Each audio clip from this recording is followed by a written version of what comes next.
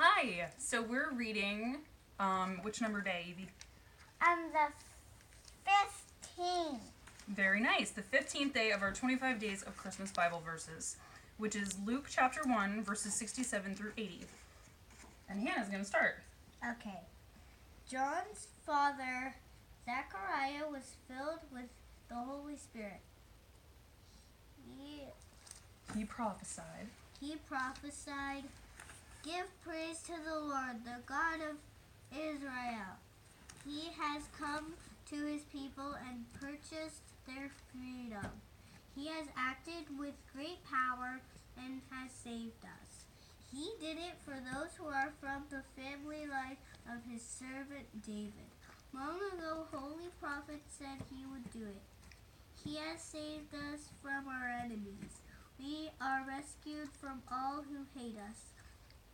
He has been kind to our people of long ago.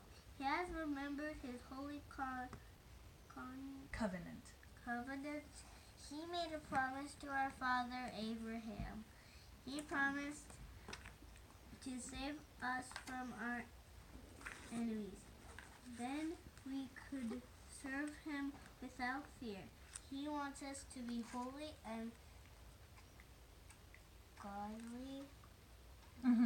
godly as long as we live. I'll keep reading.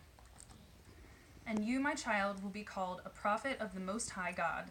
You will go ahead of the Lord to prepare the way for him. You will tell his people how they can be saved. You will tell them that their sins can be forgiven. All of that will happen because our God is tender and caring. His kindness will bring the rising sun to us from heaven. It will shine on those living in darkness and in the shadow of death. It will guide our feet on the path of peace. The child grew up, and his spirit became strong. He lived in the desert until he appeared openly to Israel. So we were reading from Hannah's Adventure Bible, but I also want to read from Evie's Jesus Storybook Bible because I like how they do Zechariah's song in this. The day John was born, his dad knew God's promise to Abraham was coming true. God was sending the rescuer, and he was so happy he sang a song. Because God loves us with a never-stopping, never-giving-up, unbreaking, always and forever love, heaven is breaking through.